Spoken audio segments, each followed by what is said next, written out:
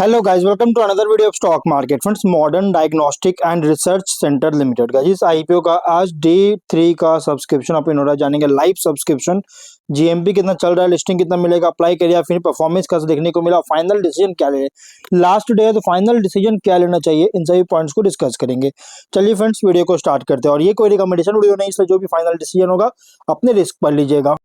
तो guys, IPO जो 31 दिसंबर open हुआ था और 2 जनवरी आज के दिन क्लोज किया जा रहा है। 10 रुपीज का face value, 85 to 90 rupees per share की प्राइस बैंड, 37 करोड़ का इशू साइज है, 41 लाख शेयर का इशू किया गया। स्प्रेड एक सिक्योरिटीज मार्केट मेकर है और बुक 1600 शेयर के लॉट साइज है। Fresh capital IPO, book built IPO है और बीएसई एसएमई प्लेटफॉर्म पर लिस्टिंग होने जा रहा है। अलॉटमेंट डेट 5 जनवरी का, 6 जनवरी रिफंड से रिलीज किया जाएगा। शेयर्स डीमैट अकाउंट में क्रेडिट होगा। 7 जनवरी का लिस्टिंग डेट रखा गया है। ऑफर दिया गया है क्यूआईबी, एंकर इंक्लूड नहीं करेंगे, 19.1%, big HNI 9.6, small HNI 4.7, retail में 33.2% ऑफर दी गई है। रिटेल से ओनली 2 लॉट अप्लाई कर सकते हैं, 3200 शेयर्स मिलेंगे, 2.9 लाख रुपीज पे करना पड़ेगा। स्मॉल एचएनआई से मिनिमम 3 लॉट अप्लाई कर सकते हैं, 4.3 लाख रुपीज पे करना पड़ेगा। मैक्सिमम 6 लॉट अप्लाई कर सकते हैं, 8.6 लाख रुपीज पे करना पड़ेगा। Big HNI minimum 7 lot apply कर सकते हैं, 10.1 लाख रुपीज पे करना पड़ेगा। अगर रिटेल में 5 टाइम सब्सक्राइब होता है तो अलॉटमेंट आपको ओनली 1 लॉट किया जाएगा रिटेल में। स्मॉल एचएनआई में 10 टाइम सब्सक्राइब होता है तो अलॉटमेंट ओनली 3 लॉट किया जाएगा। बिग एचएनआई में 15 टाइम सब्सक्राइब होता है तो अलॉटमेंट ओनली 7 लॉट किया जाएगा, इससे ज्यादा अलॉटमेंट नहीं होगा। एंकर से 10.4 करोड़ का फंड रेज कर चुकी है। अब अगर हम इसके सब्सक्रिप्शन की बात करें, कंपनी में सब्सक्रिप्शन जो देखने को मिला है, क्यूआई यहाँ पे गाइस बहुत और किसी भी कैटेगरीज में क्यों ना अप्लाई किए हो, QIB, HNI, big HNI, small HNI, retail, सब में आपको मिनिमम लॉट ही अलॉटमेंट किया जाए, क्योंकि जितना मैंने आपको बताया उससे ज्यादा क्रॉस कर चुका है। जो कि बिग क्यूआईबी 9 टाइम सब्सक्राइब है, 7.8 लाख शेयर्स का ऑफर था, 70 लाख शेयर्स का बेट किया, 63 करोड़ का। बिग एचएनआई 63.4 टाइम सब्सक्राइब है, 3.9 लाख शेयर्स का ऑफर था, 2.5 करोड़ शेयर्स का बीट किया, 224.6 करोड़ का। और स्मॉल एचएनआई 32.3 टाइम सब्सक्राइब है, 1.9 लाख शेयर्स का ऑफर था, 62 लाख शेयर्स का बीट किया, 55.8 करोड़ का।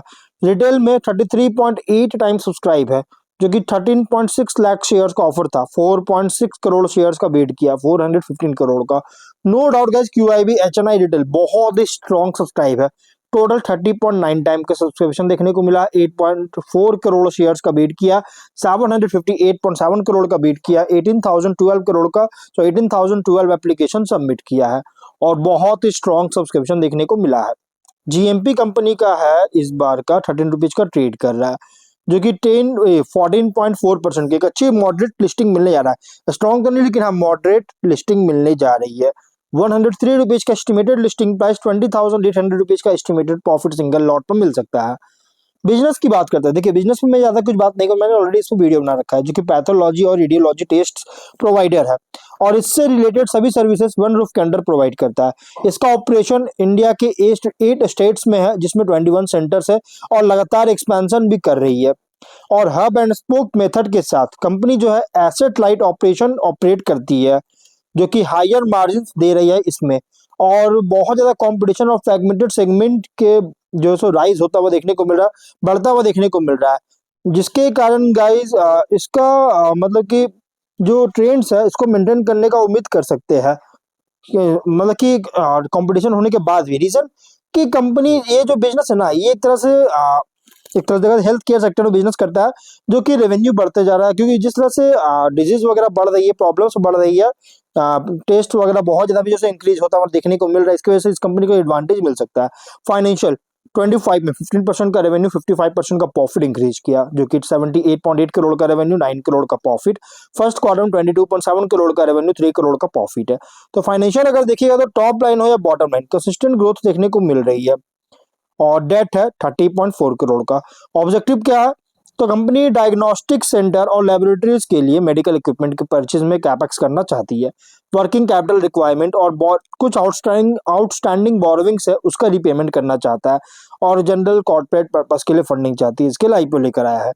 अब अगर हम बात करते हैं इस कंपनी के कॉम्पिटिटर का, देखिए कंपनी का जो कॉम्पिटिटर है अगर देखा जाए तो कृष्णा डायग्नोस्टिक इसके कॉम्पिटिटर है, विजय डायग्नोस्टिक, ये बहुत सारे कंपनीज के कॉम्पिटिटर है गाइस, सेम बिजनेस करता है।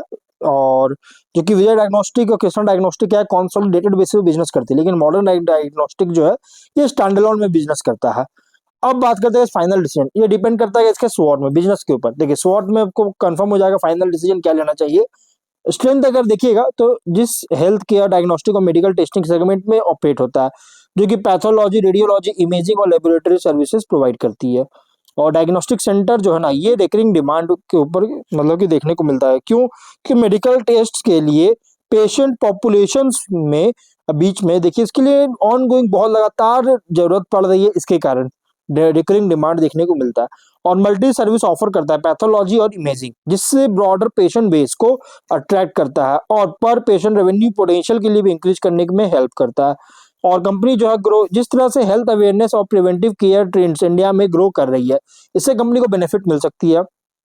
वीकनेस अगर बात करें तो स्केल इसका स्मॉलर है, no doubt. Large diagnostic chains या नेशनल लेबोरेटरी नेटवर्क से कंपेयर करें तो, जैसे बार्गेनिंग पावर जो है पेयर्स और सप्लायर्स के साथ लिमिट कर सकता है। रेवेन्यू डिपेंड करता है फुटफॉल और रेफरल नेटवर्क्स पर, जिससे ब्रांड रिकॉग्निशन लिमिटेड होने के कारण पेशेंट एक्विजिशन को कॉन्स्टेंट कर सकती है। वर्किंग कैपिटल रिक्वायरमेंट बहुत ज्यादा है, रीजन इन्वेंटरी, इक्विपमेंट मेंटेनेंस और रिसीवेबल्स के कारण, जो कि कैश फ्लो पर वेटेज डाल सकता है। और हेवी कंपटीशन है इस well established branded diagnostic provider से। लेकिन अपॉर्चुनिटी की बात करेंगे तो यहाँ पे health care demand, chronic disease burden और जिस तरह से राइज हो रहा है, और टेस्टिंग ट्रेंड्स जो प्रिवेंटिव टेस्टिंग ट्रेंड्स जो प्रोवाइड करता है एक लॉन्ग टर्म ग्रोथ रनवे। और कंपनी जो है specialized test, high end imaging, जो कि MRI, CT scan, advance diagnostics में भी एक्सपेंशन कर रही है, जिससे हायर मार्जिन कैप्चर कर सके। कंपनी हॉस्पिटल्स, क्लिनिक्स और कॉर्पोरेट हेल्थ प्रोग्राम्स के साथ टाई अप्स किया है, जिससे स्टेडी टेस्ट वॉल्यूम्स को सिक्योर कर सके। क्योंकि देखिए जितना ज्यादा टेस्ट वॉल्यूम्स इंक्रीज होगा, उतना इसका बेटर रेवेन्यू प्रॉफिट जनरेट किया जाएगा। आगे अगर हम बात करें तो कंपनी यहाँ पे अगर देखिए अपॉर्चुनिटी में, और तो इंश्योरेंस कवरेज और हेल्थ स्पेंड जो कि इंक्रीज कर रहा है, जिससे डायग्नोस्टिक्स को मोर अफोर्डेबल जो है पेशेंट्स के लिए बनाता है। लेकिन थ्रेट भी है, intense competition, large national diagnostic chains और रीजनल प्लेयर से, जो कि इसके प्राइसिंग प्रेशर को लीड कर सकता है।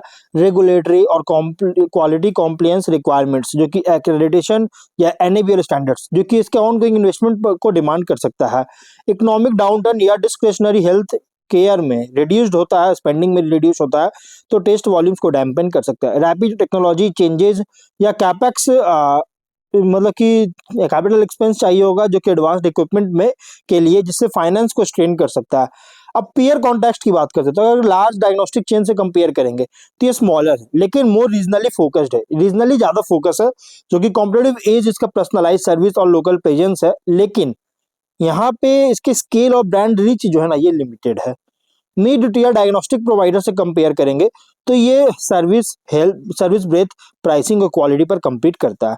सक्सेस डिपेंड करता है जो रेफरल नेटवर्क को जो बिल्ड किया है इस पर, और क्वालिटी एक्रेडिटेशन में इन्वेस्ट करने जो कर रही है इस पर सक्सेस इसका डिपेंड करता है। इन्वेस्टर के लिए आईपीओ रिप्रेजेंट कर रहा है एक हेल्थ केयर डायग्नोस्टिक प्ले, जो कि पोटेंशियल अपसाइड के साथ, और ये कब होगा? जब हेल्थ केयर स्पेंड इंक्रीज हो रहा है उससे। लेकिन एक स्ट्रॉन्ग कंपटीशन और एग्जीक्यूशन चैलेंजेस फेस कर रही है, रीजन क्योंकि टाइड है स्केल, क्वालिटी और प्राइसिंग डायनेमिक्स के ऊपर, इसलिए क्या थोड़ा कंपटीशन बहुत ज्यादा फेस कर रही है। देखिए फाइनल डिसीजन जो भी लीजिएगा तो अपने रिस्क पर लीजिएगा, ये कोई रिकमेंडेशन वीडियो नहीं है। 13 रुपीज का जीएमपी 14.4% का लिस्टिंग एक्सपेक्ट कर सकते हैं। तो मिलता है नेक्स्ट वीडियो में, टिल देन बाय बाय।